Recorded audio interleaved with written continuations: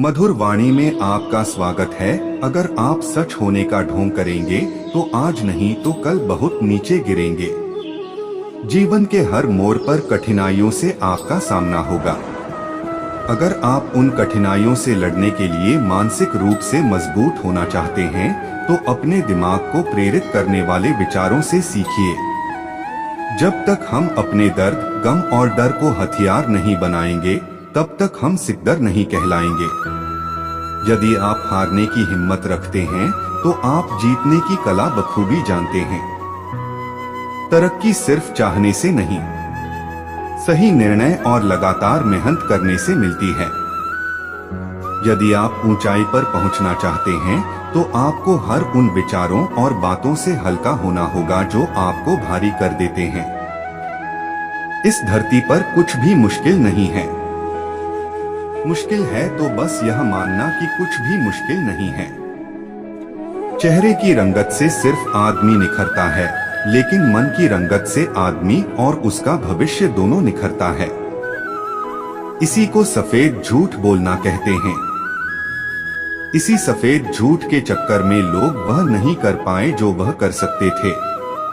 हमेशा इस बात को याद रखिएगा कि जीवन की सबसे बड़ी खुशी उस काम को करने में है जिसे आपका दिल करने के लिए इजाजत दे, वरना उस काम को हाथ मत लगाइएगा जिससे आपका दिल करना ही ना चाहे। अगर आपसे कोई कहे कि ये काम तुमसे नहीं हो सकता तो उसका सीधा सीधा यही मतलब होता है कि इस काम को तुम्हारे सिवाय कोई और नहीं कर सकता। अगर आप किसी के एहसान तले नहीं रहना चाहते हैं तो आप दिल और दिमाग से इतने मजबूत बनिए कि आपको कोई भी किसी तरह मुसीबत में ना ला सके। आप डटकर खड़े रहे तब तक जब तक मुसीबत टल न जाए। खुद पर भरोसा और आत्मविश्वास बनाए रखें। सारी कठिनाइयां अवसर में बदल जाएगी। क्या आपने कभी इस बात पर गौर किया है कि अवसर कठिन परिस्थितियों में जन्म लेती है? अगर आप और आपके आसपास के लोग बहुत सुखी हैं, तो वहाँ क्या कोई अवसर पैदा होगा? नहीं ना। तो आज से आप यह मान लीजिए कि हमारे और कठिनाइयों के बीच जो जंग होता है, इसी बीच कठिनाई के गर्भ से अवसर पैदा होता है।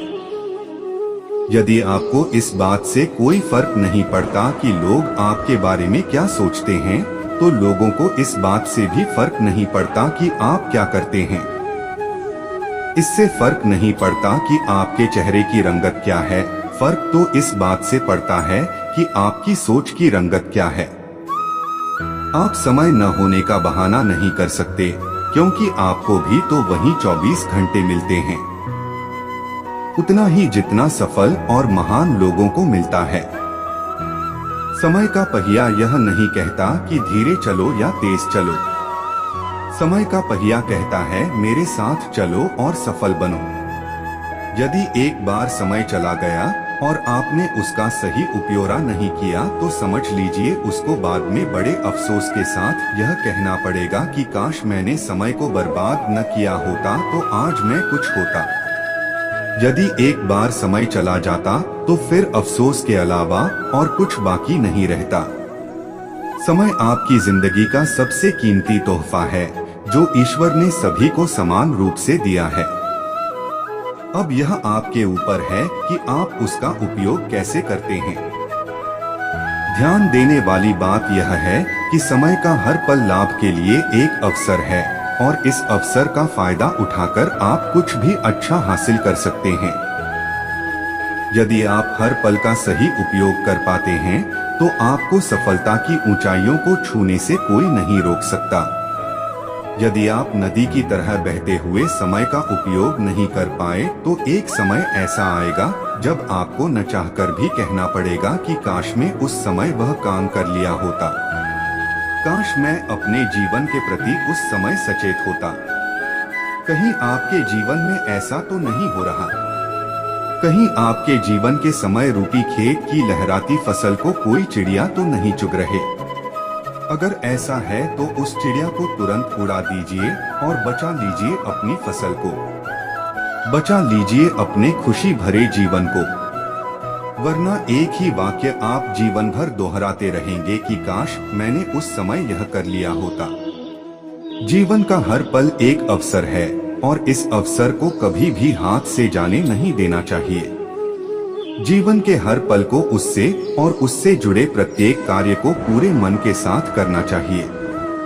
आपका भविष्य आपके वर्तमान पर निर्भर करता है, इसलिए अपने वर्तमान के हर क्षण का सही उपयोग करें। आज नहीं तो कल, कल नहीं तो परसों। हम इसी तरह अपने कामों को टालते रहते। जो काम आज हो सकता है उसे कल पर टाल देते और कल आने पर परसों। इसी तरह समय बीतता जाता है और एक एक दिन के साथ हमारे कार्यों का बोझ बढ़ता जाता है। जैसे जैसे हमारे कामों का बोझ बढ़ता जाता है तो हम उन कामों को करना ही छोड़ देते हैं और ऐसे में कई बार हम अपने जरूरी काम भी नहीं कर पाते और फिर बाद में उसी का अफसोस करते हैं। अपने आलस को अपने जिंदगी से दूर रखें और उस काम को आज ही निपटा लें, कल पर न छोड़े। एक समय की बात है, एक राजा एक दिन अपने राज्य के भ्रमण पर निकलता है। कुछ दूर टहलते हुए जाता है कि उसे गरीब आदमी मिलता है। उसकी हालत बहुत ही खराब थी। फटे पुराने कपड़े और पूरा शरीर गंदगी में लिप्त था।